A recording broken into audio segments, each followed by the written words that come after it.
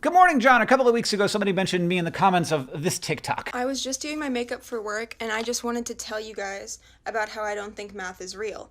And I know that, it's real because we all, learn it in school or whatever, but who came up with this concept? And I know you're like, Pythagoras. But how?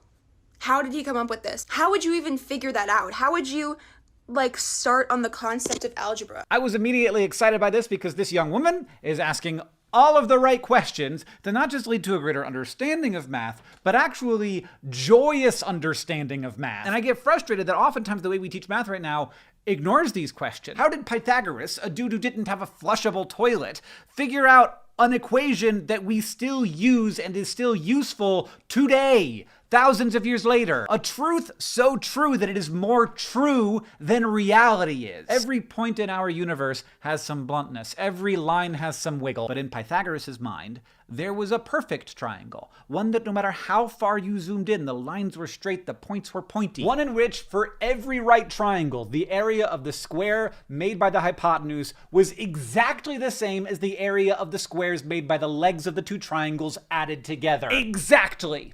Exactly. Now there's the question of how he figured this out. There's a number of thoughts about this. We're not sure. The one that's most discussed is that he was looking at a bunch of square tiles, and he thought if I split one of those squares diagonally, then I get a triangle. And the legs of that triangle, well, the squares made by them are right there. They're those squares there. And the square made by the hypotenuse, well, it's made out of triangles if I split these other squares. But if you add those triangles we just made up, you get the two leg squares. And then he abstracted that not just to triangles made by squares, but all kinds of right triangles. The point, though, is that he didn't need any special knowledge to figure this out. He didn't need any special technology. He just needed to play a game in his mind. They say he was visiting a palace. I think he was pooping. I think 90% chance he was pooping. Now, the Pythagorean theorem is useful information. It comes in handy for people. It doesn't come in handy for me. That's not why it's interesting. It's interesting because it's interesting. The idea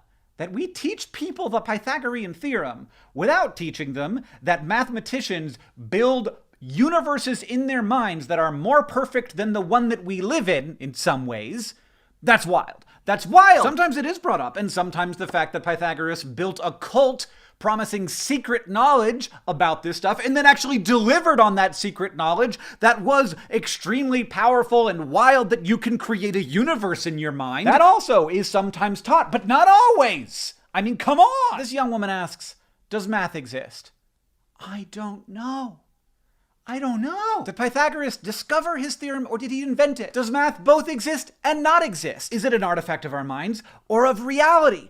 No one knows the answer to that question. But let's let people ask it. The most discouraging thing is that, of course, because as discussed, this is an imperfect universe, people then mocked her as if she was stupid when she's asking the big questions. Math is a game. It's a game we play in our minds. And I don't know how we ended up going from go play, to remember this equation. This is how we will judge you when we're deciding whether or not you get to go to college. So bless this young woman for her questions, and bless Kine the drag queen for explaining mathematics on TikTok. So I guess this universe does have some things going for it. John, I'll see you on Tuesday. Also, I interviewed Bill Gates about misinformation and internet platforms over on Hank's channel if you want to check that out. It's there. I liked it.